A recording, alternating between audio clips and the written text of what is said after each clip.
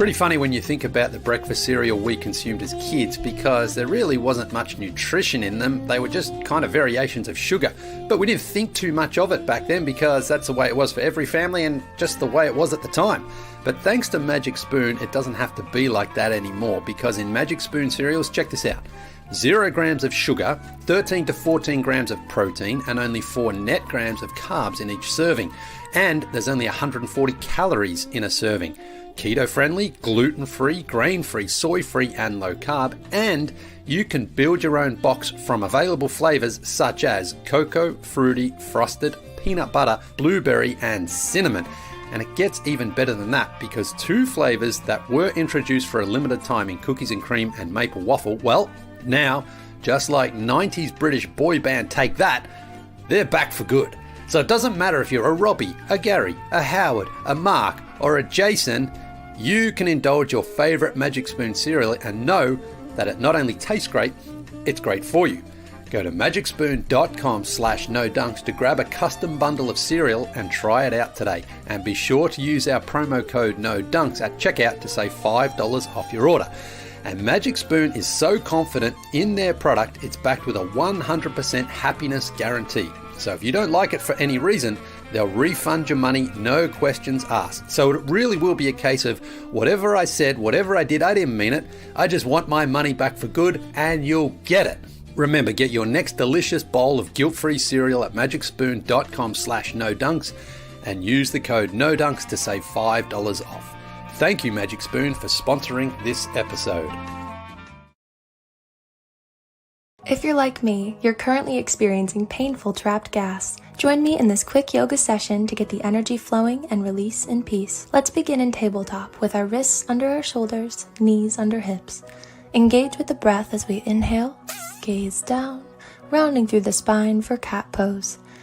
Envision an energy flowing through you as we exhale, gaze up, and drop the belly for cow pose. Ooh, nice.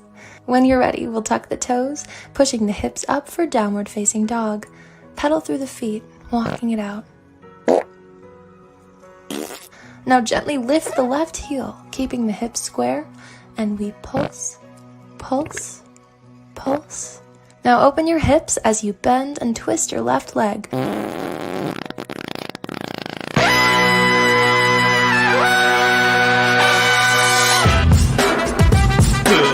Good morning, sweet world, and welcome to the No Dunks podcast, all farts podcast on the Athletic Network. It's Tuesday, November 2nd. I'm J.E. Skeets alongside me, as always, Tass Mellis. I don't know how you pull that off every day, Skeets. You got to jump right in after the giggles, but you pull it off, man. We got our top shot hot boy, Trey Kirby. Hey-o! Hey! Yo. The international man of mystery, taking it to the max, Elias. Friends. Leigh. And last but not least, making the magic happen, it's super producer JD. Hello. There he is. And here we are. Shout out to the stream team for joining us live right now on YouTube. We see you guys. Please make sure you subscribe, like, comment, share the show. Later today on YouTube, the Top Shot Hot Boys are back, ripping some moams, and we got a special guest, Leigh Ellis, joining us on the Top Shot Hot Boys. Oh, look at that. He's got the t-shirt on. Up. Go to nodunks.com for gear like that. Yeah, we're actually going to take your pop and packs idea, Leigh. Right. Flip it on its head. Yeah. Use these archive packs that Trey and I have and test your knowledge of the players within the moments. Wow. You'll have to be blindfolded, but yeah. Did that ever happen to Alex Trebek? I don't think so. I mean, no one ever turned it around on him, did they? And say, we're going to start asking you the questions. That's interesting. Yeah, you think once in the history of Jeopardy, they would have done a show where Alex Trebek was like a contestant. That's little surprising, actually. Or well, put him on like exist. Wheel of Fortune. Yeah. Like, you got to figure this sort of thing out. Yeah, that's wild. Oh, okay. Lots to talk about. We'll get into Zion Williamson, update on him. We'll get into the City Edition jerseys. We teased it yesterday. Also have some great videos already up across all our social media channels, including YouTube. Trey and Tass breaking down some of the jerseys, thumbs up or thumbs down. We'll get into them here, share our favorites, our least favorites, and all that. But games talk. That's what we do here on No Dunks. And we're going to start like this. Yes, the Bulls won, and we will get to them. But really, the Celtics are making the headlines this morning here, Tass, because Marcus Smart, he calls on Tatum and Brown, the two J's there, to pass the ball.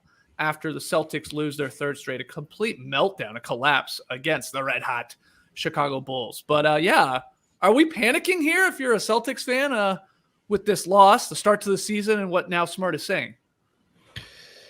I wouldn't be panicking, I guess, because it's the same team from last year where they're 41-41. I know they're 2-5 this year, but to me, watching the team, I get what Marcus Smart is saying because it really feels like last year.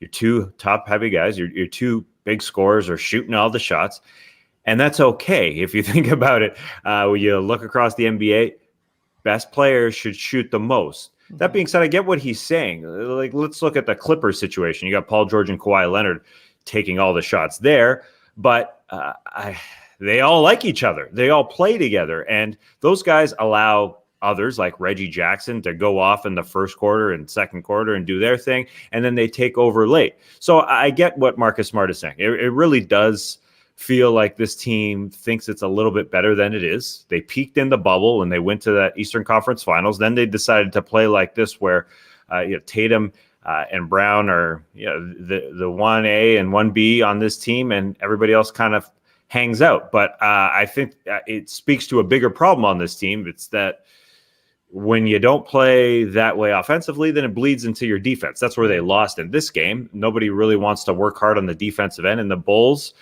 play way more together than the Boston Celtics do. That's just the way it is. And I think that the Celtics really haven't taken this team identity thing to heart. They just haven't. Since the bubble 2020, when it felt like their peak Celtics and they should only propel themselves forward, they should only get better because Tatum and Brown are super young, they haven't. And I don't think it's time to panic now, because if you look back, this is what they were last year, but it is very concerning that they're not better.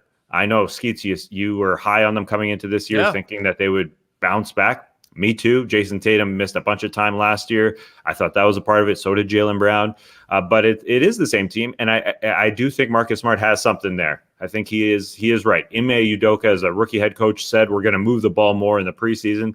But if you watch this team, it doesn't feel that way. Everyone doesn't feel involved. And I think that's what happens on the defensive end. I think that's what happens in the second half. Again, your best players should shoot, and they had a really big lead in this game because they're that talented. But unlike that Clippers team that went to the conference finals last year, to me, they're just not playing together. But they've had a lot of close games because they're super talented. The overtime loss to the Washington Wizards, this one, they're that good. They should be at least a 500 team, but I think that's kind of where they're going to end up again. And to have two all-stars on your team, you should be far better than that. They're just not a team that's playing together on both ends. Yeah, Trey, unbelievable comeback by Chicago here. They're down 19 in the second half. Oh, yeah. And they win by 14. I mean, you sort of call it close, Tass. It wasn't, oddly, in the end, as the Bulls go to 6-1, and DeRozan was money. But both from the Bulls side of things and the Celtics and their slow start, Trey, what are you seeing here from the squad? Unbelievable is the right word for it, Skeets. I was catching up on Succession last night, watching the game on my phone, just updating Laura time and time again. Bulls are down 19 now. It's the third quarter. This is not looking good so far. But then once I told her at the end, the Bulls won by 14, even Laura was like, what?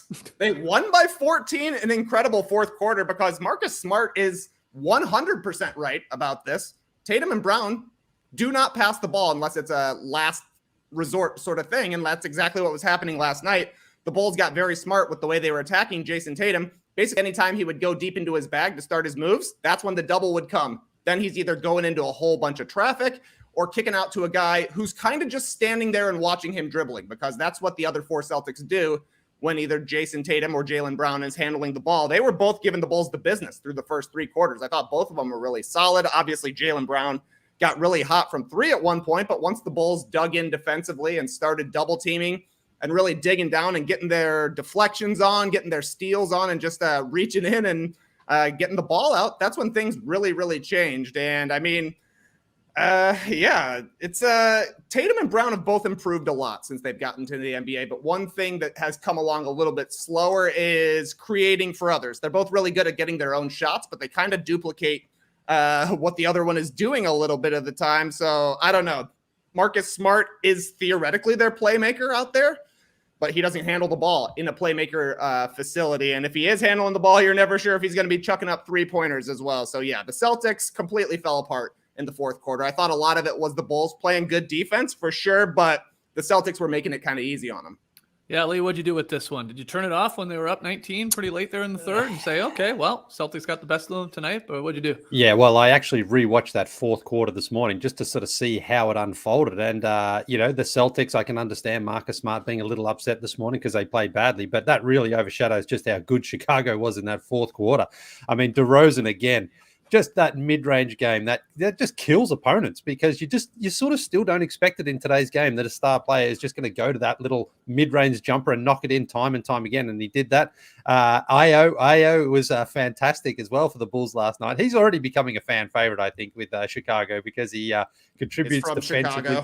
He's from Chicago, contributes defensively, and he's just got an awesome name. How could you not like this guy? So, but going back to the Celtics, I mean, Jason Tatum, his season right now, the numbers are kind of where they were last year in terms of his points and rebounds, but he's just not shooting the ball very well at all. Certainly not from three, less than 30%. So he's struggling a little bit. He's not as effective as they expect him to be for an all NBA talent. We know how good he is, and they need him to be a little bit better. And maybe that is deferring somewhat. But I also think, Marcus Smart and Schroeder are their point guards. Neither of them to me are like a pure point guard. Schroeder more so than Smart. So I think that's a part of the problem is who is creating the offense for them. Who's the guy who's sort of setting them up? Smart can fill in kind of like an Andre Iguodala. Like he can play that role a bit, but I don't see him as a pure point guard. I think that's where Brad Stevens needs to go out and start looking around and see if he can get someone in there who's a little bit more reliable to get guys set up a little bit. Otherwise, it is Tatum and Brown kind of posting up and then like, okay, I'm going to have to create something, and they're not able to do that. So that to me is probably more the problem here for the Celtics is the roster construction. And I think that was a problem coming in. And hey, John Wall's out there. I don't know if that's anything they can do, but I just think maybe someone like him would be a little bit, would create a few more opportunities or some better looks for them at least, because the Celtics, every game seems like they're in a struggle. They're in a battle, and it comes down to the wire. And this was one they should not have lost. I mean, when you're up 19, Chicago's been obviously one of the better teams this season. The best team. The best team, I think you meant to say, Leigh. One of the best teams for sure. But they, Oh, wait, let me check the standings here. Oh, no. Bulls on top. Yeah, it does say the Bulls are on top here. But they have to, they should have been able to close this one out, and they weren't able to. And in fact, watching that fourth quarter, Mike Gorman and Scalabrine, and even watching Ime Udoka on the sideline, they could tell something was happening early on in this fourth quarter. There was panic in the building, even though they still had, close to a double-digit lead there. And it was like, something's going on here. And the Celtics weren't able to stop the bleeding. Yeah, because it happens game in and game out with this team. They know what's happening because this team just isn't on the same page. They don't love each other. They aren't in harmony. They don't know what they're doing out there. They do have a hierarchy, and guys aren't playing together. I don't think they need a playmaker at the point guard spot because, like I brought up the Clippers example, Reggie Jackson isn't a playmaker. They just move the ball enough, and there's enough talent out there to figure it out. And they are good enough to get a 19-point lead to make it a huge lead, but they just don't want to scrap together on the defensive end. That's what it seems like. We talk about the offense, but it bleeds into the defense. They go hand in hand with this team, and that's why they're an exact 41-41 last year. They're good, but they're not as good as they were a couple of years ago, and the locker room just ain't right. When do we start hearing Jaylen Brown for Ben Simmons trade rumors? When do those kick up here? How many more losses do the Celtics need to rack up here early till we start getting that? Because, yeah, their defense sucks, too. This is the thing. They're basically the Blazers of the East right now. They have two star guys that could score, don't give you a whole lot defensively, and they're 27th in the league. That's not going to cut it at all. You're going to be, a 500 team or below. I don't care how many guys you have on your squad that can go for 30 in a game in like a Brown and Tatum. So, yeah, I don't know if it'll be coming. I don't even know if it works when you throw it into the old trade machine, but I'm sure the whispers will be there, just like the Blazers linked with a Sixers type of deal in a possibility for a couple months, I guess it was there that was running. I don't know. Do you have any thoughts on that, Trey? Is it possible? No, I don't think so. I don't think that the Celtics will trade Jason Tatum or Jaylen Brown. I think that we'll try literally everything else before doing that, which means to me kind of next on the list is Marcus Smart. Like he is a Brad Stevens guy. and all the other Brad Stevens guys are gone, and Brad Stevens is now in the front office. So I don't know who else is really left over that has a lot of trade value anywhere else, because you're not going to give up your 2 young stars. But the Celtics need some more depth. Their bench got destroyed by the Bulls last night. You can't guard DeRozan with a second unit guy, basically, is what it was. And he was just kind of hunting down whoever he wanted. I don't think it's a coincidence that Josh Richardson comes to a team and the offense kind of falls off the face of the planet and just not looking as good. The Celtics were completely outclassed in the fourth quarter, especially last night. But the second quarter, I thought the Bulls were pretty good as well. We see Alex here in the stream team wondering if Brad Stevens is going to pull a Pat Riley.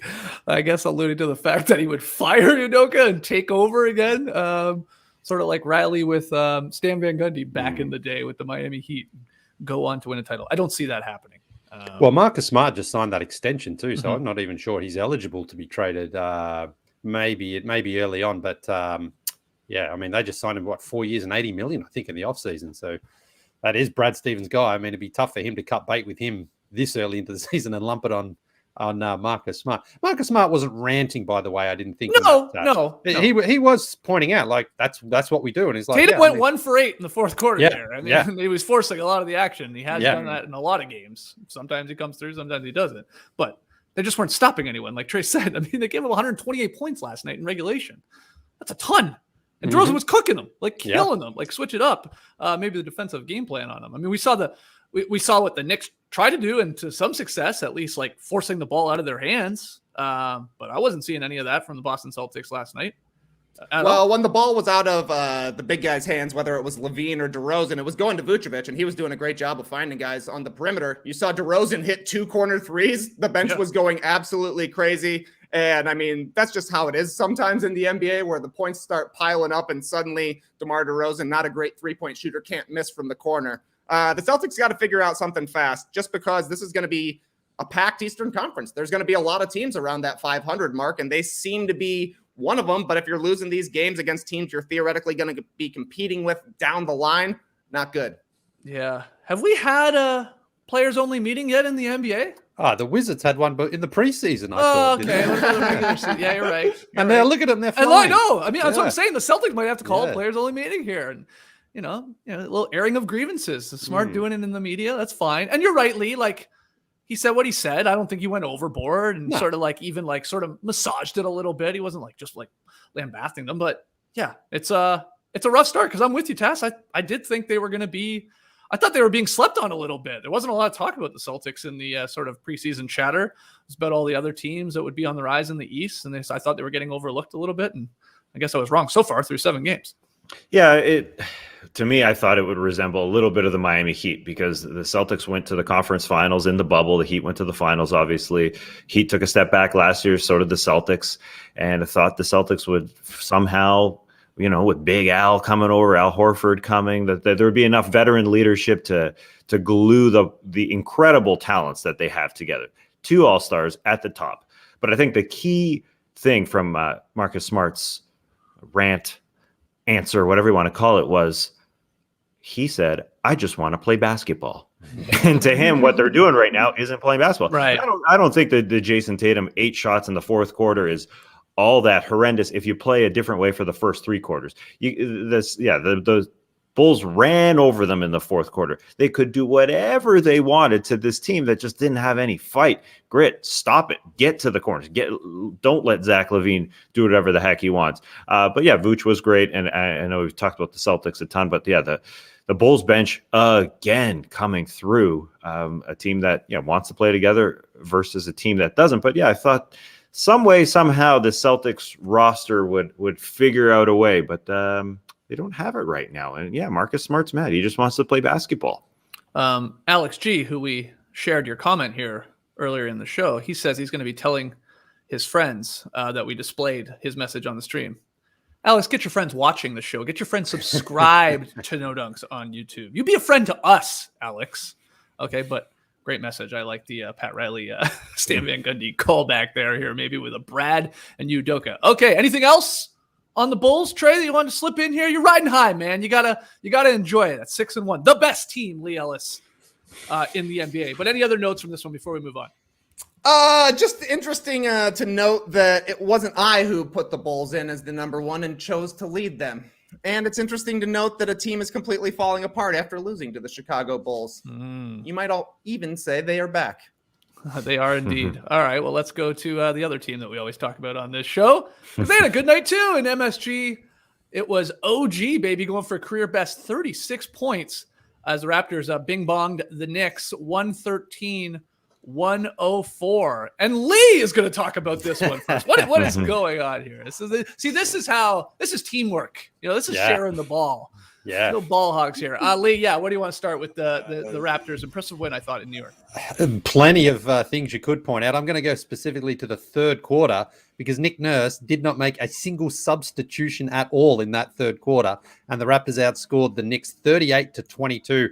OG was fantastic. Freddie was fantastic. Gary Trent Jr., what a pickup this guy was at the trade deadline there last year for Norm Powell. They paid him. He's obviously a great three-point shooter. I think he leads the league in total steals, though, as well, right now. He's giving something on that defensive end, knocking down shots. I mean, when you consider him versus Norm Powell, no disrespect to Norm Powell, but I think Gary Trent has more than filled that void. In fact, I think they're better off with him right now.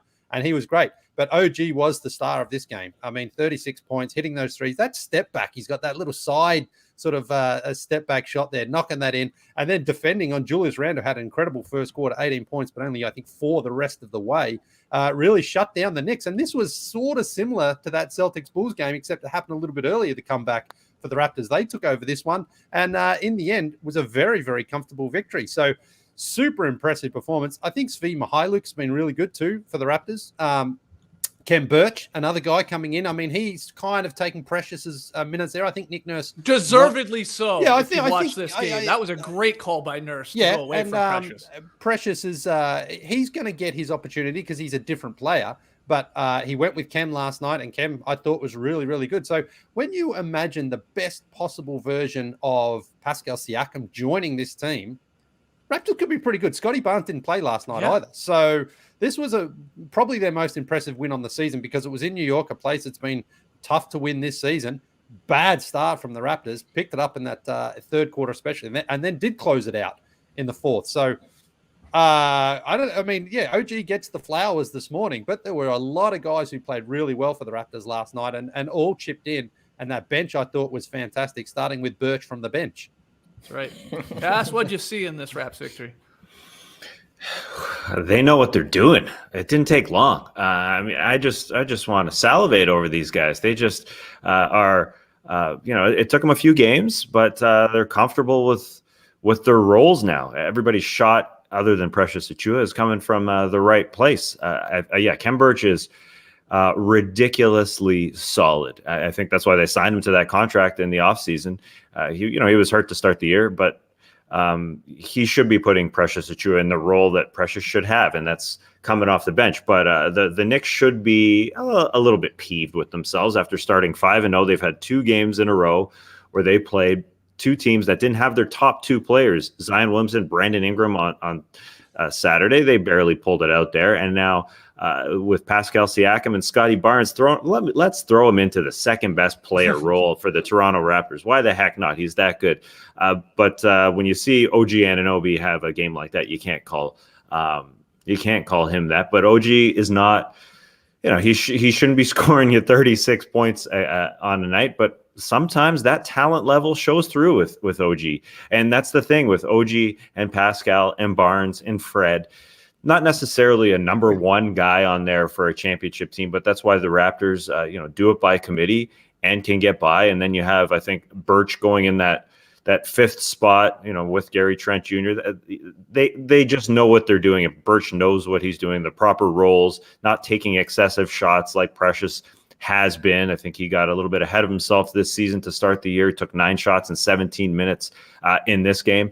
And things start rolling. They're moving the ball properly. This is a team that wants to play together. And kind of an embarrassing loss for the Knicks, I think, especially coming off the way they played against the Pelicans. And Malachi Flynn out of the doghouse for the Raps. Nurse playing him, and he played well in this. Banton again, he's getting those minutes. Excuse me, Dragic he's not in the rotation. I don't even know if we're going to see him play for the Raptors anymore until he's eventually maybe bought out or dealt around the trade deadline. And I just love Nurse. I've said this a million times. I love a coach. You said like playing the guys through the entire third quarter, Leigh.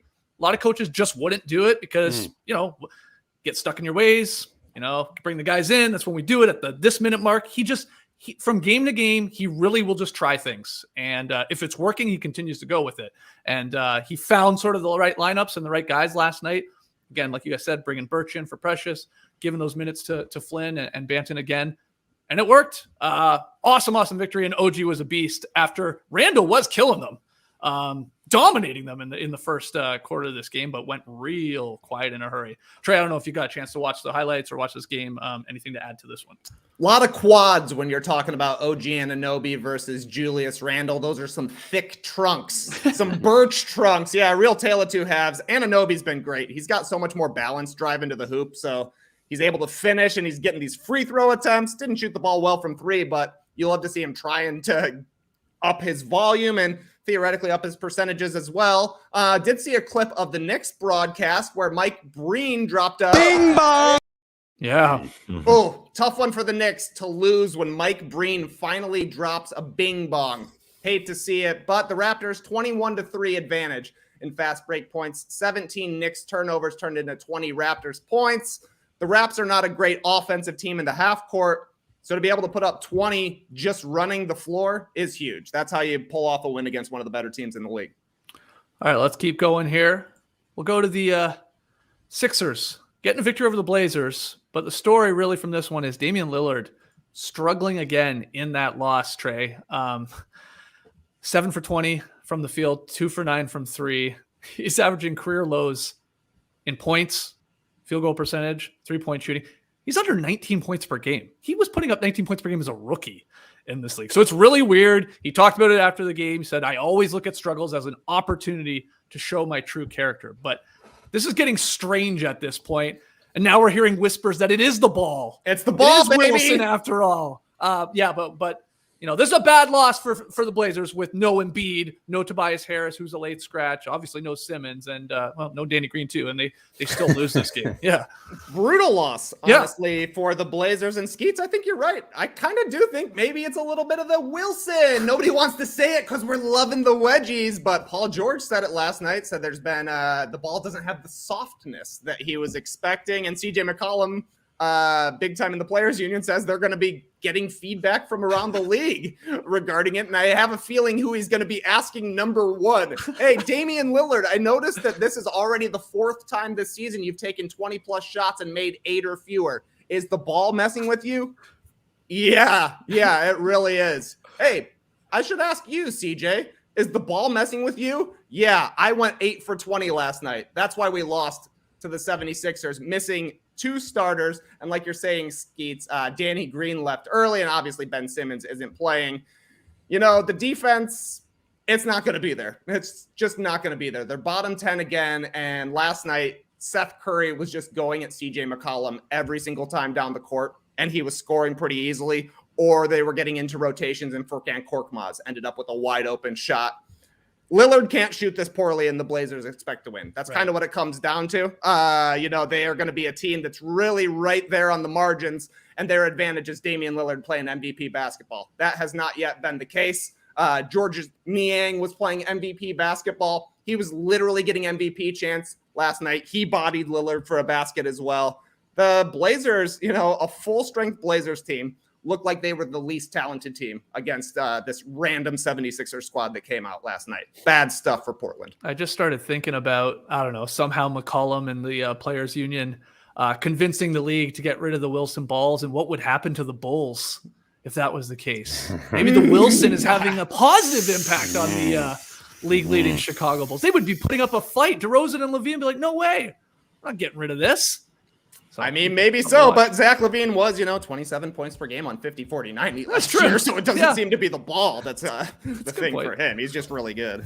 Do you think they'll bring wedgies into the argument? Maybe. Because in Portland, correct me if I'm wrong, we have 2 of our 5 wedgies so far. Yes. Mm-hmm. So perhaps there's something there. Perhaps, I don't know, it's cool and moist and the Wilson ball is just stickier, or it has some sort of a different physical attribute.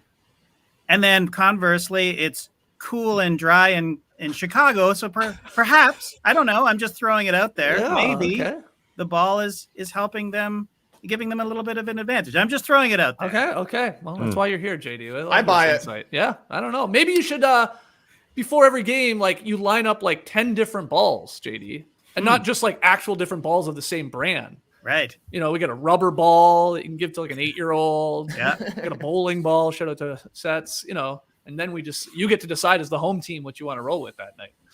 It's Another option. idea. Just another option. I don't know how long that conversation is going to go if the word moist is brought up every 8 seconds. I believe the term you're looking for is humid, JD. And I believe Lake Michigan's humidity is pretty strong going into the Windy City there.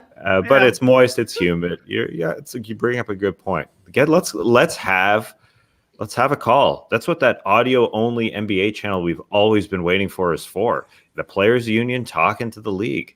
What's with these moist balls or dry balls or whatever? I thought these balls were the exact same, Lee Ellis.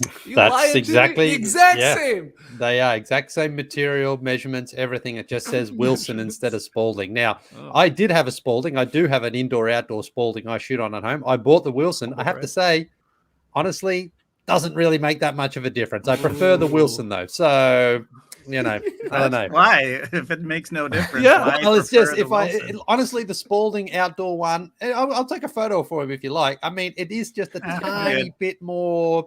I don't know, a little stiffer. I think. I like it a little less stiff. And I think that's the thing. with no dunks out of context. So which one do you think is softer? Are you saying the Wilson? Yeah, but this is for outdoor hoops as well, mind you. Yeah. So you know. But anyway, I'll show it to you later on, and we'll see what happens. I think we got a video right here, JD. Get Leigh in a lab coat. Here it is. You know, put him goggles.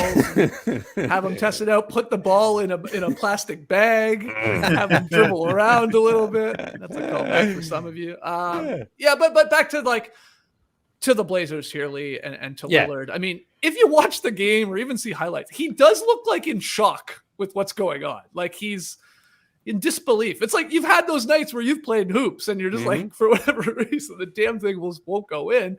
This is one of the best players in the world. This is a top 75 guy of all time. Which maybe is the real curse in all of this, getting named to that. And he just can't get these things to drop. Yeah, and the thing is with the Blazers and Lillard, I said in the preview shows, you know, the biggest star to be traded, I kind of hope it's him because I want him to be on a better situation because I just don't see the Blazers any closer to a championship than they've been these last 5 years now. And that's not disrespectful to Damian or the Blazers. It's just that team that Neil O'Shea's built doesn't really improve. They just stay the same on that. They're treading water there. Lillard and the fans there chanting last night, "We want Lillard." I mean, yes, of course they do. I think he would be fantastic on Philadelphia there with Joel Embiid, who obviously didn't play there last night.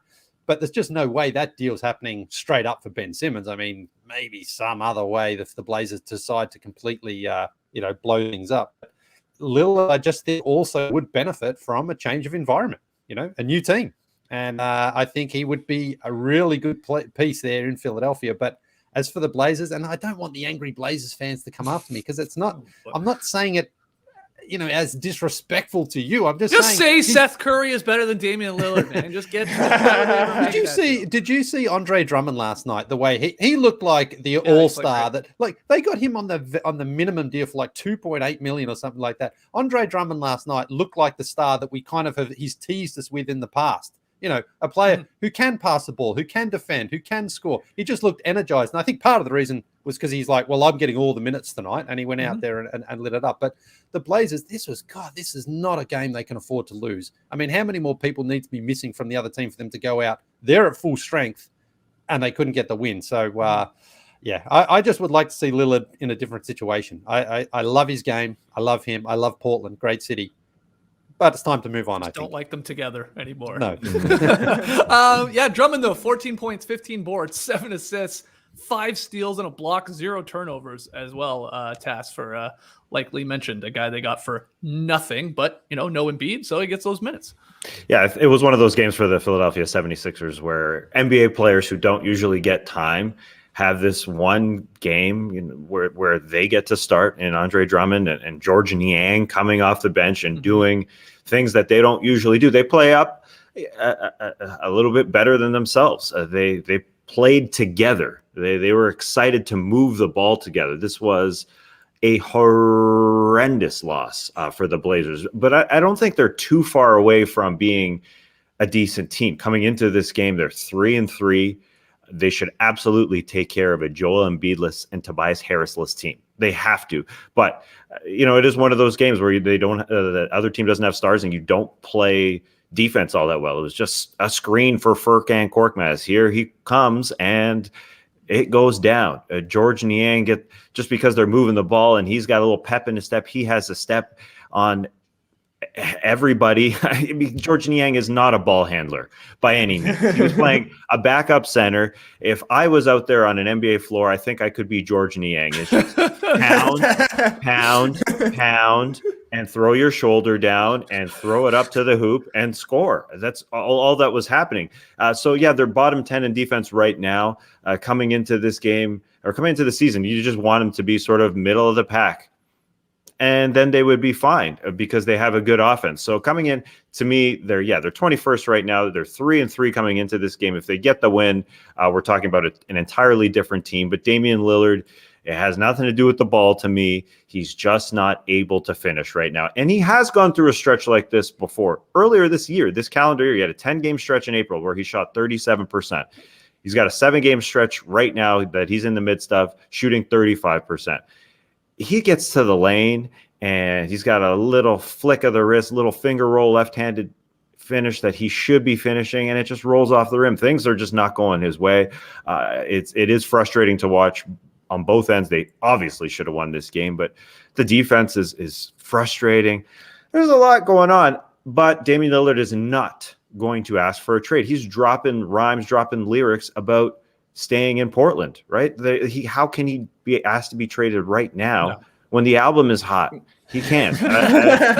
I don't think it's possible. And, it was cool. The 76ers fans chanting, "We want Lillard," and Chauncey Billups, Blazers head coach, mouthing, "So do we," on the bench. Again, they're not that far off, going from 3-4 to 4-3. They just, I don't know how they don't pull this out. I think they kind of, one of those games you take your foot off the pedal when you see Georges Niang out there on the other side. When we, a question for you, Skeets, we judged a D-League game, and I think D-League dunk contest. Yes, it was please the call it the D-League. G. Yes. Yeah, back then, I'm going timely. Was it back then? Yeah. Okay. Anyways, D-League, G-League. And then they had a G-League All-Star team playing or something, a G-League All-Star. And we did the announcements, and one of the names was Georges Niang. We announced the players before the game. I remember saying, Georges Niang. You don't pronounce the S. It's not George's. Well, we were standing at half court with Langston Galloway and was it Tim? Was it Tim Frazier? Is that a guy? Yeah, Tim Frazier. Yeah, okay. Correct. Those are the two guys. We were announcing their names, and Georges Niang came running out. And now he's, got 21 points. He had more points than Damian Lillard and CJ McCollum in this game. Yeah, it's wild. Wild. All right, a couple other games. There's a lot more games on. We're going to have to fly through them here. I can't believe I'm looking at Georges Niang G League stats right now, but this guy was a bucket in the G League. Trey Young and Capella, they helped the Hawks and the Wizards 3-game win streak. Just some rapid-fire notes on this one. John Collins, my God, if you didn't watch the game and you looked at the box score, you go, okay, John had a fine game. He was awesome. He was incredible. Tying a career high with 6 assists. A couple beautiful little dump-off passes to Capella inside. He has added that to the repertoire. This guy he never did that, ever. He would always go up in traffic, sometimes get fouled, make something happen in there. But now he sees the defense drawing to him, and he's just these nice little wraparound passes. Gorgeous stuff. Atlanta did a great job, I thought, against the Wizards. They kept switching Leigh between man defense, zone defense. Great job from McMillan there, keeping them on their toes. And then this note for you, Leigh. 5th time in NBA history where we had a full game and not a missed free throw in sight. The Hawks, 29 for 29 at the line. Trey Young got there, by the way, 11 for 11. Washington, also perfect, 16 for 16. This is the Leigh Ellis perfect game. Yes. Yes, it's It's incredible. also the Leo's tweet of the night coming up later in the show. So, Oh, okay. Save it. Well, whoops. Guess we can just skip over that when we get to that. Yeah, so a good Hawks win in a bounce back there against Wizards because they played, I think, like twice in like 4 days here now. So that was a nice victory. In the other action, Cavs held off the Hornets fourth quarter rally. They won 113-110. Pacers snapped a 4-game losing streak. They needed that. They crushed the Spurs 131-118. Ja Morant scored 26 to lead the Grizzlies past the Nuggets 106-97. Cole Anthony 31 as the Magic beat the Wolves 115-97. And then in the nightcap, Paul George 32. Clippers rallied in the fourth to beat the Oklahoma City Thunder. Any of those games you wanted to touch on? Of course. What a slate we had. 9 games. It was a packed night. Yes, mentioned Ja Morant. 26 big ones to lead the Grizzlies. What a pleasure, as we've always said on this show, to watch this guy. But he was 29, 8, and 7. You mentioned John Collins with the passes. Ja Morant's dishing to the Grizzlies teammates that he's got, and he brings their level up, obviously, to set them up to 4-3 record. Just so solid. He's spectacular, but also solid. A joy to watch. I hope this keeps going. You mentioned the Magic and Cole Anthony and his stank face with his 31 points. I think he's got one of the best stank faces in the league when he scores and he goes back on defense. It's just so straight faced. It's not a Russell Westbrook or a Giannis Antetokounmpo dropping the lip, that kind of thing, or raising the lip, I guess. But it's just straight faced. He's got it, and his man Franz Wagner. It's just so fun to say that name. He had 28 points in this game. The number 8 pick from this draft. A pick that came over for Nikola Vucevic from the Chicago Bulls, and they got another first-round pick coming in that trade. Franz can play. He's 6'9". He had a huge hammer with 3 minutes and 30 seconds left in the fourth quarter. Have a huge dunk like that. A great game. He's not just a slasher and a cutter. He can create space for himself. He's got hands. He's got passing touch. A great pick at the number 8 spot. That I know that they're not going to win a lot of games, but they definitely have talent. He's more of a supporting player, but man, he's got a lot of potential. And then the Cavs hold off the Hornets that fourth quarter rally. Talking about rooks again, Evan Mobley had a huge jam in this game. Cavaliers are 4-4, and 6 of their 8 games have been on the road. So Cavs, when they can play D like that, they're going to be in every game. I just had a couple notes to add to the Grizzlies win. I watched a lot of that one. Kyle Anderson was huge in the fourth quarter when the Nuggets, they splashed a corner 3. I think it was Monte Morris, cut it to 10, lots of time left. They called the timeout, smart timeout from Jenkins. And then Kyle Anderson sort of took over. He hit a floater in the lane, like the slowest floater you've ever seen. Of course. The zigzaggy floater. Beautiful. Yeah. Well, no. Then he had that sneaking layup, where he used Steven Adams as a blocker. That was next. Yeah. And then he splashed a little 12-foot jumper. 3 baskets in a row. It really sort of ended the game. The Nuggets were still scoring, but it just kept that lead big enough. And then Tyus Jones is playing really well for the Grizzlies right now. I know that's a name you're maybe didn't expect to hear on No Dunks this morning, but he was so good that Jenkins just played him with John Morant. Yeah. He's like, keep him out there. He's shooting. He's letting it fly. He hit 5 3-pointers, 17, 8, and 4, and 2 steals with those 5 threes. That's a huge game from Tyus Jones. He's played 113 minutes this season, Leigh. 1 turnover. Yeah. Guy takes care of the basketball, and it came in this game, actually. So just good stuff from him. I wanted to throw that in there. A good Grizzlies win over a Nuggets team that just, we're talking about Lillard struggling and Luka with his 3 struggling and many other guys. But, Michael Porter Jr. can't hit one to save his life either. And they went 9 for 38 as a team, 24% overall. So any other notes, Leigh, from any of those games? Only that there was a play, Ja Morant, pretty sloppy turnover, but then he went back the other end and jumped almost out of the gym for that double-handed the two-hand one. Yeah. Yeah. It was like that Jordan play where I think it's on Ron Mercer, where Ron Mercer sort of steals the ball off Jordan, then he comes back the other end and gives him the double-handed block. It reminds me of that. Didn't get a good replay of it, though. And you're 100% sure he did get it, too, right? Yeah, he got it. They said on the broadcast, they were like, he deterred the shot or something. But I'm pretty sure he got hands on it because I think it sort of clunked off the other side of the rim. I thought so, too. Yeah, they didn't show it again, though, from what I remember. No, but that double-footed jump, that pogo stick to get up there and tap it back was incredible. But Cole Anthony, what a season he's having so far. What a year it's been for C. Anthony's in the league, because Carmelo's been on fire and Cole is now also getting buckets. Almost had a triple-double there last night, 31, 8, 9, and 8, shooting the ball really well. He's averaging nearly 20 points a game this season. He's got some swagger about him, Cole Anthony. I like the way that he plays, and good win for the Magic there last night. I could see Cole Anthony in 30 years sitting in a studio show eating a bag of chips on air. No fucks given. Trey, any notes? Oh, man, I got any notes? Mike Breen once asked Walt Frazier if he sees any of Greg Anthony's game in Cole Anthony's game, and he straight up said no. So that's baller. Also this from Doc Raunchy. Doc Raunchy, you turned into a good show with all the moist and stiff talk today. He says, Franz Wagner equals the new Dirk. Whoa. Bit of a reach there, Doc. But I will say, saw a great comment from Sam Vicini last night that Franz Wagner is the new Rashard Lewis. Oh, now there's a name you wouldn't expect to hear in 2021, but he's kind of got a similar, like almost a slingshotty jump shot. And I also feel like Rashard Lewis, Franz Wagner also had a very wide base when they were shooting jumpers. But Wagner was getting just some wide open looks last night, poorly defended wide open looks, but he was knocking them down, and he looks certainly to be a player. Good win from the Magic. All right, we're going to take a break. When we come back, we'll get into Zion and rank our top 3 and worst, best and worst, as I said, City Edition jerseys. Yeah, so, we get a lot of stuff sent to us by the companies that sponsor our show. And so when we do these ad reads, we can give you an authentic assessment.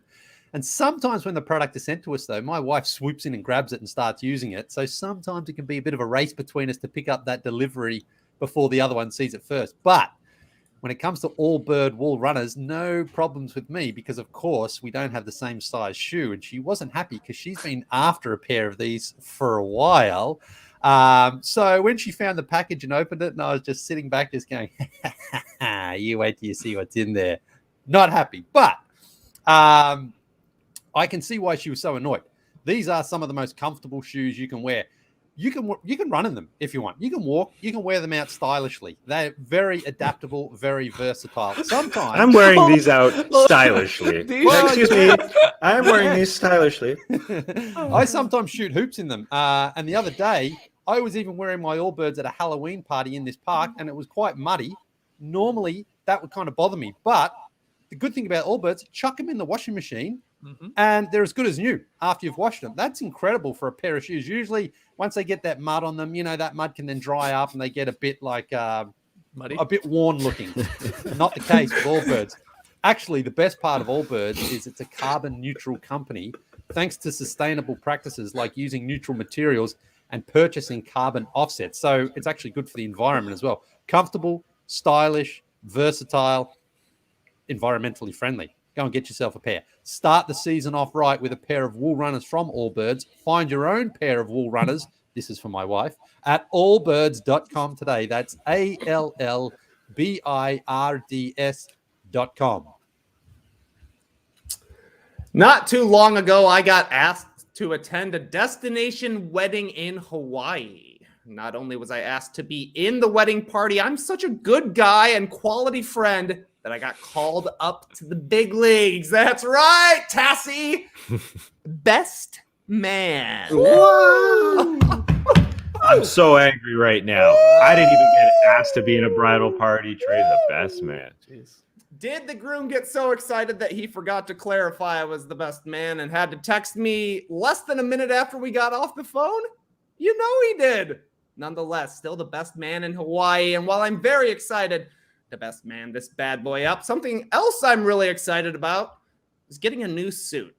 Just recently purged all my old ones since they don't fit anymore, so I got to stock up on fabric. And fellas, I'm thinking about hitting up Indochino. Indochino offers completely custom-fitted suits, shirts, casual wear, and more at surprisingly affordable prices. Every piece is made to your exact measurements, and you can customize every detail. You can choose everything about your suit, from the fabric, lapel, monogram, and statement linings, to create a suit that fits you perfectly and is in your exact style. The best part, Indochino suits start at just $399 with all customizations included, which is good because it's definitely more than $399 to fly an entire family of 4 to Hawaii. You can Indo your chinos with their easy-to-use website, Indochino.com, or you can visit Indochino at select Nordstrom stores, giving you even more ways to get great fitting, personalized clothing. Right now, you can get $50 off any purchase of $399 or more by using code NODUNKS at checkout. That's $50 off a purchase of $399 or more at INDOCHINO.com using promo code NODUNKS. Little news here. Pelicans coach Willie Green told reporters on Monday that doctors were encouraged by the latest set of scans on Zion Williamson's injured foot and that he is able to do 5-on-0 work, but no contact yet. Zion will undergo another set of scans in 2 to 3 weeks that will then determine if he can get to that 5-on-5 action, that last step before returning to games. The Pelicans announced Williamson's injury task at Media Day in September. And initially, unless I have this wrong, there was hope he would be back for the start of the regular season before it was then announced he's going to miss more time. And now he's going to miss more time on top of that. And everybody, seen the clips of him running or shuffling along there like he was wearing all birds and looking a little overweight, no doubt. So this is obviously sort of a season for hell here, from hell for the Pelicans to start, not winning a lot of games. And now Zion's this is going to be at least a month, it's sounding like here. Yes. At least there's a timeline, though, because as you mentioned, David Griffin did say at Media Day, our best player had surgery in the offseason. Yeah, that's news to you. Whatever. He'll be ready for opening night. He was not. Narrator, he was not. No, he is still weeks away, as you mentioned, and he is playing in 5-on-0s right now. So against no defense, he is running up and down the floor. But let's do the math here. If all goes well, he's going to be out approximately about the first quarter of the season. So that is obviously a huge hole for this Pelicans team that's already 1-6. They're going on a 4-game trip. Brandon Ingram, their second best player or best player, whatever you want to call it, he was out Saturday with a sore hip. Who knows if he's playing? So yes, it's a very hellish start to the year, especially when you got JJ Redick, his former teammate, now an ESPN analyst, going on and saying that Zion Williamson needs to be in shape. And there's no secret about it. From our perspective, looking at the man, yes, he looks large, as you said. He's shuffling, running. But when you get it from a teammate's perspective, when you hear that, JJ Redick just said that yesterday on ESPN, hits a little bit closer to home. Mm-hmm. And it is unfortunate that he went into an offseason. He gets injured. That's how sports work. But it happened in August. And, JJ Redick just, I think, he puts that on as the headline. He makes a huge headline by saying that Zion Williamson just hasn't necessarily taken care of himself in his first 2 years in the league. And that's just not going to cut it. And so it's unfortunate that it seems like all the changes around the Pelicans, firing Stan Van Gundy and all that, has been made to appease Zion Williamson and every personnel move as well. But really what needs to be done is somebody needs to work with Zion on the diet very closely. He needs multiple personal chefs, because when he does come back, whenever it is, this can't just be a lost season. This has to be something that's righted. That it just has to be corrected, or else Zion Williamson's career will go sort of down the tubes, and that just can't happen. And so it has to be corrected now. I don't mind that they're taking their time here. They should. They shouldn't mess it up, but you can't take your time every year. I mean, you have to fix it at some point. So Zion needs to get in better shape, and it has to happen this season. 4 teams with only 1 win, Leigh. The Pistons, the Rockets, the Thunder. Okay, I think a lot of us thought they would have 1 win at this point. And then the Pelicans at 1-6, and now this Zion news. yeah, anything to add what Tass was saying there about concerns with his weight and trying to get him back out there? Yeah, I mean, I honestly think we won't see him before Christmas, and I think he could spend almost whenever he does play this season just trying to get in game shape because he's looking big, but he probably hasn't been able to move around as much, obviously, and when you're a big person like that, it's easier to sort of stack on the weight. So that's his big problem there. But of course, the other problem is if you've got foot problems already and foot surgery, and you are heavier, then we just know that can make it even more complicated to shake those sort of injuries. So, yeah, this is obviously going pear-shaped already here for the Pelicans this season and for David Griffin. And, I mean, I think their season's basically lost already. I can't see how at 1-6 they're able – I just don't think that team's deep enough as it is to even get back into the sort of play-in race. I think it just feels like a disastrous season there in New Orleans. And David Griffin, I mean, he's probably going to be on the hot seat himself there. I think Willie Green's probably got this season under his belt. He'll be fine. But David Griffin might find himself under some pressure at the end of the season. Yeah. I mean, we've talked about it before. When Zion has played for the Pelicans, Trey, 500 team. Pretty good because he's awesome. But when he's not there, they're garbage. And 1-6 proves that right now. And I'm with Leigh. He's not going to be back at all in a hurry. I mean, because – especially as they just keep losing games, at a certain point, you're like, well, okay, just play the young guys and figure this out. And it's a classic rebuild year and hope for a high pick.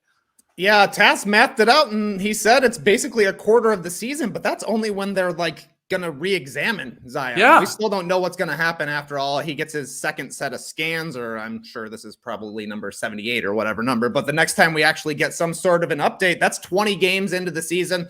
They have started poorly. They don't look like a cohesive team. They're bottom 10 on both sides of the ball. So 20 games of that, you could be out of the mix just, in the first month and a half of the season. So Leigh's right as well.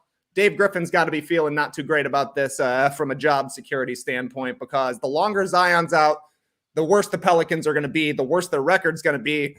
And at that point, there's not a lot else to change.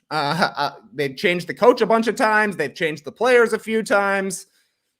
Kind of running out of names, basically, in New Orleans. So not great, Dave. All right, let's get to some jersey talk. City Edition jerseys, they were a release yesterday. We teased it on yesterday's show, but let's do a little bit of a deeper dive here. Here is all 30 of the City Edition jerseys. All but 2 teams. What is that? We got a leaf blower? Or we got some construction going? Of course. Yeah. All but 2 teams will be breaking out the new City Editions in late December, start of 2022. Jazz and Suns, though, are repeating their looks that celebrated, I guess, both the Red Rocks and National Parks of Utah for the Jazz and then the desert landscape of the Valley of the Sun. So 28 real new ones. Videos up on YouTube and TikTok and Instagram. Trey breaking down one of the conferences, Tass breaking down one of the conferences, rapid fire style, thumbs up and thumbs down. But Leigh, get us started here.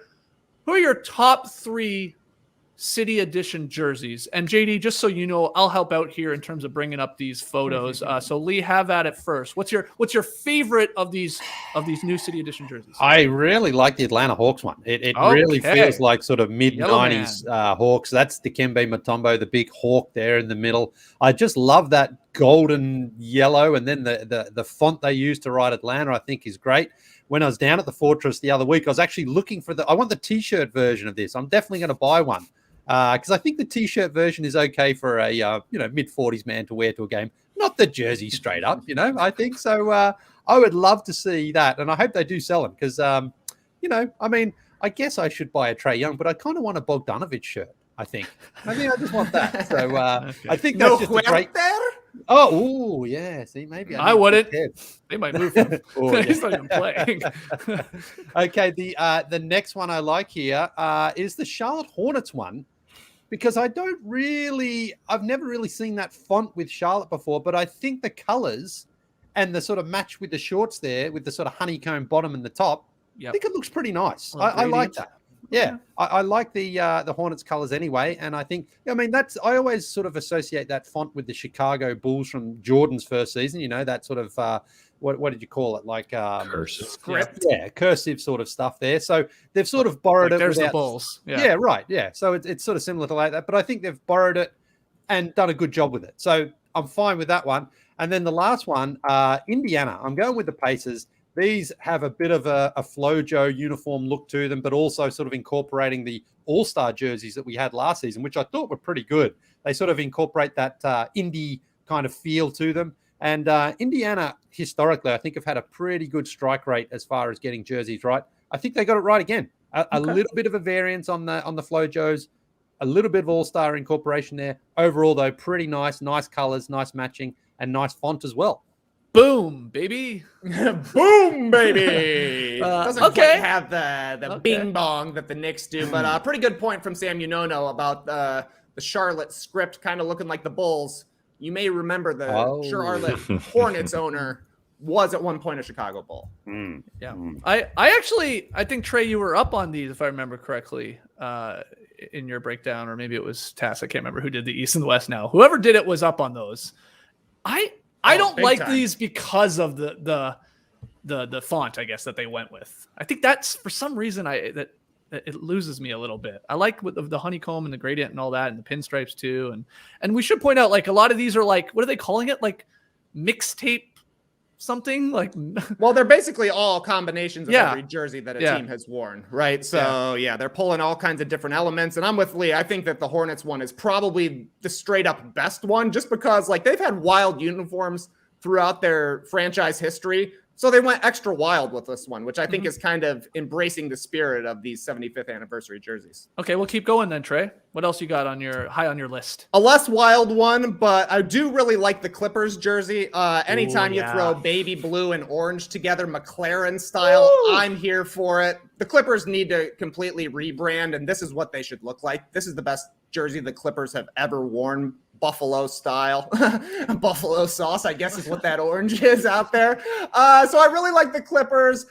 Leigh already hit on the Hornets, what I think is perfect. And Tass, you said the Bulls were simple, but I think the Bulls are classic. The Bulls, to me, that looks like a jersey they could have been wearing for the past 50 years. And, you know, the Bulls haven't changed their uniforms very much in general. So throw the script on it, which everybody loves. Keep it red because we're seeing red. And everything else just looks like a jersey that could have existed in the 1970s or in the 1990s. Yeah, but isn't this an opportunity to go a little off the board for teams like the Bulls and the Celtics, which we're showing you here? You have the best jerseys in the league, the most classic. I understand. But yeah, the Celtics as well looks like, Bob Cousy could have been bouncing the ball in these babies, no doubt. I'm calling those Celtics ones the green beans. So much green. So much green. I see what you're saying, and I do feel like a lot of the teams kind of played it safe here. You would probably include the Bulls and the Celtics, but for both of those uniforms, I think that they're just so old school that it works for me. Yeah, no doubt. And I think the Blazers are sort of in that same family of jerseys. They just hit home runs each and every time. But why don't all 30 teams just pull out a baby blue and just sell some jerseys? I mean, you can't go wrong. The Clippers jerseys, I totally agree. And I get what you're saying, Skeets, about the Charlotte script. Yeah. I mean, I'm hot on the gradient. I'm hot on the color, because I go to there because it just reminds me of the baby blue, even though, it's the gradient into the dark blue. The honeycombs can go with the floor that they had. A lot of teams are pulling out another version of their floor as well to match these jerseys. Like OKC, which I know a lot of people hate because there ain't any color to this jersey. It's white and it's gray. You don't like it, Leigh? No, it just looks like nothing, doesn't it? I mean, it's a good jersey for loves. The loves really pops. Yeah, that just seems so weird that they didn't just throw one other color on there at all. In the past, I know the Thunder have had that, when they had the stripe, sort of the navy blue jersey. Yeah, not a lot of people like that, but I did. But it was a stronger color. To just do white and then no coloring. Yeah, just some even piping with that navy blue or something. Yeah, the branding, the descriptors of all these are always entertaining. That one was the best because they go just straight white, and the descriptors basically like, we're still painting our canvas. We don't know what this team is going to be. So let's have a blank slate. I mean, the floor that they're going to play with every Friday, apparently, It's kind of like the Brooklyn Nets where no colors, but basically the opposite because it's white. But I think it'll look cool. The other team is the one that's going to stand out though on the floor because they're going to be wearing a color. Well, the Thunder don't. That's straight up Thunder wear. It looks like a white tank top. A white tank top and white boxers. Yeah. Maybe they'll play all their games at midnight with a little sleep cap on top of their head. Yeah. What else you got as favorites though, Tass? Anything else? I mean, so many. Did you like them overall for the most part? Like yes. Yeah. Yes. I think the Eastern Conference, I did that one on our social channels. I'm going to do the West as well. I think the Eastern wins out with jerseys like this. The Sixers one that's nice. It is really nice. It's a nice throwback. Dr. J could be rocking these. But, the added color on the side, they've got some nice logos as we see there on the shorts. Super nice. I said down to the Wizards one, but I like it too. There's enough there, I think. It's not bullets. That's what I think of for sure is like the Chris Webber bullet days, I think, with that. Yeah, and it's not the Chris Webber Bullets days. The bullet day. Not the Wes Unseld Bullets days. I don't like the font on this one. They chose the font from like the Gilbert Arenas days, and it looks strange to me with the old school jersey. I can't get hot for the Rockets jerseys. I never liked them then, so it's hard to really like these Matt Maloney jerseys. How about these Raps jerseys though? Like.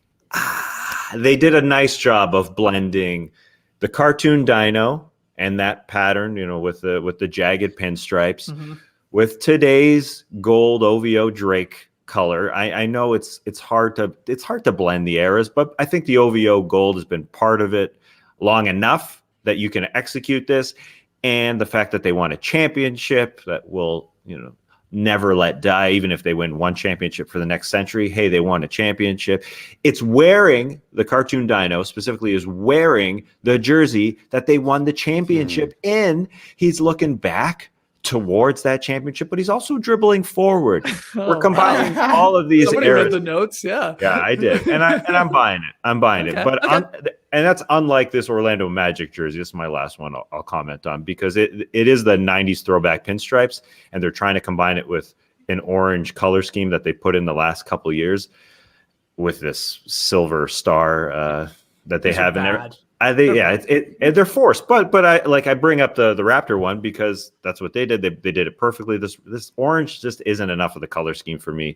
Ever since I heard Evan Fournier, when he was a member of the Magic, say, "Orange, what are we, the Suns?" Like, it's just a forced job. At least they had Drake. The Magic don't have Drake. They don't have a Universal Studio actors wearing, or branding their team, So it's not that was just forced. And again, if you read the notes, they inserted orange into their color scheme because Florida has a lot of oranges. Cool. Get out of here. Get out of here. I mean, it's disappointing because they have an awesome throwback color in the Shaq Penny blue. And I know they have versions of those jerseys. I get it. Like, they're just trying to get creative. But the orange, they haven't hit one of these orange yet. So I think they just need to give it up. They're trying to force it. I'm with you, Trey. I actually like orange used correctly. It's not working with these Magic ones. I will add as my favorites the Wolves. It's like a classic throwback. Love it. Shout out to J.R. Ryder.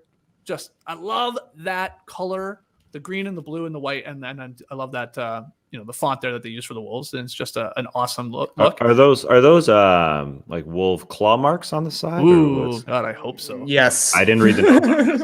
Okay. I like them. And then, it's simple. And again, it's just a classic throwback, but the colors are awesome. The nets are amazing here. I prefer these to, the color scheme they actually rock. I love the red, white, and blue. So if you've seen photos of like Durant in these two, it just looks sick on them. So I like these, the old New Jersey nod there. So fan of those. But Leigh, your least favorite? Do you have one that you hate? I know maybe it's the Rockets, maybe it's the Thunder, or anything else. It's the San Antonio Spurs, the Okay, Fiesta Night interesting. ones. This one's polarizing. Yeah, because they've had some awesome ones before with the black and then the colors across the middle there, kind of like, from the mid-90s. I thought they really missed out on this one and got the color scheme really wrong. I would have gone with the black jersey. May have even looked different there with the black jerseys instead of the white background here. But just to me, didn't hit it there with the Spurs, unfortunately. So I think this one's a banger. This is going to look like the Flint Tropics when they take the court. It's going to look like Jackie Moon jerseys. Yeah, I mean, the black one was better. There's no doubt about that. And I saw Graydon was saying yesterday, if they kept the number black on this one, maybe it plays a little better. Yeah. But I don't know. This looks like a Texas kind of jersey to me. I like that one. Okay. One that does seem to be getting, shit on pretty frequently here because it's boring. The Pelicans.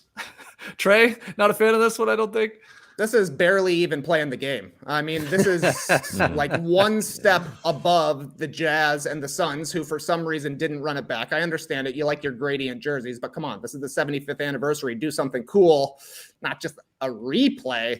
But this is like, this could be any jersey. This could be their home jersey. Very disappointed in the Pelicans. Give me some Mardi Gras stuff. I think I'm the only person in the world who likes the front green, back purple, but like something different would be cool to me. And that's actually why I have some problems with the Raptors one. The Raptors one to me looks like an algorithm made it. They're like, oh, you like Drake? Oh, you like the dinosaur? Oh, you like the championship? We put them all together. I think they should have gone Huskies themed for this. Maybe even make this jersey blue. They played the 75th anniversary game last night. That's a cool piece of Toronto history that they played in the very first NBA game. I would have liked to see them honor that rather than another OVO jersey. Yeah, I'm with you. JD, let's bring you in here. Do you have any favorites or ones that you hated? I have both actually. The Portland, I loved the plaid side panel. Oh, that little touch. Yeah. If you had, I'm sure that it's been done before, but on paper, if you came to me and said, "Oh, we're going to put plaid on this jersey," I think it works. I think I'd prefer it if it was on both sides. Actually, now that I'm looking at it, yeah. I also like a nickname for a city, and Rip City is probably the best NBA nickname. Pretty good. So it's pretty good, yeah. Also, you mentioned the orange. I think the Knicks jersey with the black and orange and the check side panel, I think these are awesome. Like I would buy this. Not even the jersey version. I would wear this jersey. Oh my God. I love it. I don't know. Like it's just this speaks to me. It's like it looks tough. Yeah, exactly. It's like the dark side, man. It's like the Darth Vader of all of these. And I'm going to throw a little love to the Cavs. And okay, yeah, and they went real retro. Yeah, like it's where is it? I got it. Thanks, man. I just like the color. I like the colorway works for me. I like the shorts, but the best thing about this is the Goodyear logo. It just actually seems to fit, with this is the way you put a sponsorship on a jersey. Like I was like, oh, that's pretty cool. The Goodyear logo there. And then I was like, is that the Goodyear logo? Because it almost seems like it's part of it. And I actually had to Google the Goodyear logo, but it is. And as opposed to the OKC with the Loves logo, is just like here's my name tag at the at the hazmat factory. It's the hazmat of uniforms. So I showed that to Rachel and she was like, what's going on here? Like, have they even started designing it yet? I mean, that would be cool if like they gave the players crayons or markers and like they could color it in like whatever they wanted for that particular night. It is a blank canvas, as Tass said from the notes.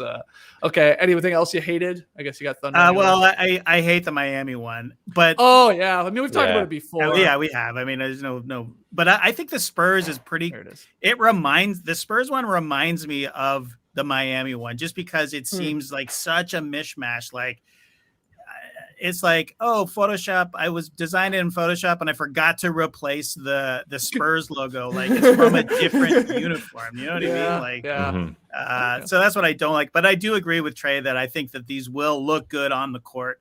But yeah, the Thunder jerseys on the white court is just going to be like watching. I watched Midsummer for Halloween, and it's like, if you've seen that movie, most of it is like overexposed. It's like everything is just like, oh my God, like turn off the lights, man. Like that's how I think it's going to look, but it's going to be a nightmare for the video shader over there. In Ooh, OKC. yeah. I just want to be in the meeting room where they said, okay, we're unveiling our jerseys. Oh, let's see what the team's come up with. And they just go, bang. That's it. Like, didn't even color it. It's like George Costanza in that meeting. We've come up with something. Nothing. Leigh, you've totally convinced me that if this just had some of that like dark blue navy that we've seen on this variation of Thunder jersey before, this could actually be pretty cool looking. But So let me show you the court. Let me show you the court that they're going to be playing on. I think they're essentially just saying, hey, the Brooklyn Nets are cool. Let's be the Brooklyn Nets. Let's go. But the Brooklyn colors. Nets, like, they wear black uniforms on their sort of gray tone court, so they actually pop out. It looks kind of weird. It's jarring, but I don't know. I feel like it's going to be. We'll see. I don't know. Yeah, listen, there's lighting problems. I think the court looks sort of cool, but I'm worried how it's going to look with those jerseys on. Yeah, exactly. It's going to be whiter than a No Dunks podcast. Well, they have mad lighting problems when you're watching an OKC game anyways. So I don't know. This may fix it. No colors. Just going B&W. Well, let's hear from everybody out there. Tweet at us at No Dunks Inc. Let us know in the stream team right now. Drop your favorites and least favorites in the comments below this video. And make sure, as we said, to go check out our little social media hits. The thumbs up and thumbs down from Tass and Trey. And I think they're going to switch it up and do each other's conferences too. So we'll get your take on every single jersey in the up-down report when it comes to those City Edition jerseys. Okay, we got to take one more break. We got to pick them payoff to get to, results and stuff like that, and Leigh's tweet. But when it comes to athletes, we tend to focus on physical fitness, speed, vertical leaping ability, or in Leigh's case, arms. This guy loves arms. He loves biceps. Leigh, do you have your top 3 biceps in the league right now? I have my top 1, and it's Desmond Bain here from the Memphis Grizzlies. Nice. Look at those guns. Yeah. They're incredible. Andre Iguodala's still in the league, so of course, he's there. And then number 1, I'm going with referee Billy Kennedy still. He's got a great set of guns on him. He's as good as a player out there. He's as important. So Desmond Bain, Andre Iguodala, and referee Billy Kennedy. Excellent. I'm glad I asked you. But Leigh, there is another side to the game that's just as important as the guns, as the biceps, and that is mental fitness. Calm, the #1 app for sleep and meditation, has teamed up with LeBron James. Got some pretty good arms as well, to help you train your mind and become the champion version of yourself. Calm can help you train your brain so you sleep better, reduce your stress, and perform at your best, just like the king. For LeBron, sleep is a critical part of his mental fitness routine. As he says, quote, getting good sleep and finding time to rest is one of the most valuable things I can do for my body and mind. From the sound of rain falling on leaves to bedtime sleep stories, Calm puts me to sleep within minutes, which means I wake up ready for any challenge, unquote. So if you head to calm.com/nodunks for a limited time, you get 40% off the Calm premium subscription. 40% off. You don't need to sleep on that, but you will once you have Calm. Again, for a limited time, our listeners can join LeBron in using Calm and get a 40% discount on a Calm premium subscription at calm.com/nodunks. Unlock content to help you focus, ease stress, and sleep better. Get started at calm.com/nodunks. Once again, that's calm, CALM.com/nodunks. We're taking care of you here on No Dunks. This podcast also sponsored by BetterHelp Online Therapy. Check out betterhelp.com/theathletic. The best way to think about therapy is through a bunch of analogies. We get our cars tuned up to prevent bigger issues down the road. It's called preventative maintenance. I had a flat tire this week. Check out your car, please. You don't want to be on the highway like this guy. Not fun. We get annual checkups and go to the gym to maintain physical wellness and prevent injury and disease. And that's why we take vitamins. Who the heck knows what's in those horse pills, but we take them. We do chores regularly to avoid a giant mess of a house and roaches. Going to therapy is like all of these. It's routine maintenance for your mental and emotional wellness to prevent bigger issues down the road. Going to therapy doesn't mean something's wrong with you. It means you're investing in yourself to keep your mind healthy. BetterHelp is customized online therapy that offers video, phone, and even live chat sessions with your therapist, whatever you want. So you don't have to see anyone on camera if you don't want to. It's much more affordable than in-person therapy, and you can start communicating with your therapist in under 48 hours. why invest in everything else and not your mind? This podcast sponsored by BetterHelp, and No Dunks listeners get 10% off their first month at betterhelp.com/theathletic. That's BETTERHELP.com/theathletic. All right, let's get to tweet of the night. Tweet of the night. Wow. Twitter. Leigh, I already ruined it, didn't I? Jumping ahead, bringing up a cool fact on the show, and then you said, oh, well, that's going to be my tweet. Is that what happened here? Yeah? Yes. It comes from NBA stats, and it is the Hawks and the Wizards game. 5th game in the shot clock era since 54-55, in which both teams made all of their free throws. Washington 16 for 16, Atlanta 29 from the free throw line. But I was hoping to add something to it and give you the other 4 times it happened. I even reached out to Elias Sports Bureau to see if they would give me the information. Unfortunately, they responded and said, it's for paying customers only. So that type of research is something we would only provide to paying clients. So we will have to decline providing anything on this. But I appreciate the fact that Elias Sports Bureau reached out to me, because I was searching around and I found a few other instances of teams that have had the most, like shot a lot and hit a lot of free throws and things like that. But I couldn't find the perfect games. And when it says 1954-55, I'm like, maybe that was like, as a game from like the Lakers and the St. Louis Hawks from the 62 season when it was like maybe they only took 5 free throws and made them all. But I couldn't find it, unfortunately. I was hoping to add something to this tweet, but I failed. But whatever I tried, that's that meme from Mrs. Krabappel from The Simpsons, So anyway, there you go. Not the best tweet of the night. Try Basketball Reference? I feel like there's got to be a filter that could get you to your results. Didn't try it. Give me a second. We'll have it literally. Give me a second. Yeah. You have to do it yourself when you use Basketball Reference. That's the problem. That's the problem. Ask somebody for it. Yeah. All right. It looks like we had a Washington Wizards versus Atlanta Hawks game. Yeah. Last night. Yep. Yeah. Looks like. Hold on. Let me sort by date here. Sorry, I'm freestyling here. That's So right. we also had Denver at San Antonio Spurs on January 30th, 2018. Who could forget that? Oh. Utah at Portland, October 25th, 2016, right at the beginning of the season. Detroit at Milwaukee in 2012, and the Hawks at the Raptors, December 22nd, 2000. Remember that one? Remember that one? All of these games happening since 2000. That's crazy, isn't it? Yeah. Your theory was wrong. You thought Elias just didn't want to dig into the 60s archives. I think so. But, there you go. Always great. Add some information on the run there. But how many have you got them up there, Trey? How many free throws are we talking in those games? Like a lot, not many? I mean. Highest attempts would be 29 attempts last night, followed by 24 attempts. Detroit and Milwaukee. I guess it was Detroit shooting 24 free throws. Fewest was the Toronto Raptors, shot 5 free throws in that game against the Hawks. Wow. But the Hawks shot obviously more. Only 11. What? 16 total free throws. I guess the score was 78-72. You want to take a guess who the leading scorers in that game were? You can get one of them very easily. From 2000. Raptors versus Hawks, the year 2000. Vince Carter, 20 points.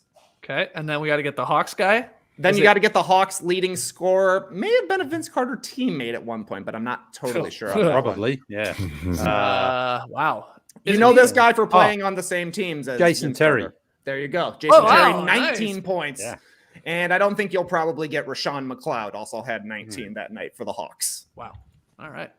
Who needs Elias when you got Trey Kirby and Basketball Reference? You're actually going to have to pay me for reading those stats. Send me an invoice now, Trey. Yeah. No problem.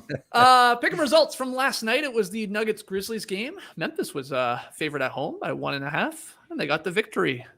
This, of course, brought to you by BetMGM. So good start for Leigh. Good start for Tess. Good start for me. We're 1-0. Trey takes the L. He swerved with Denver. 5 games on, I think, tonight, Tess. Where are we going in our pick 'em? Yeah, 5 games, 4 really big lines. So we'll stick with the one close line. Miami visiting the Mavs.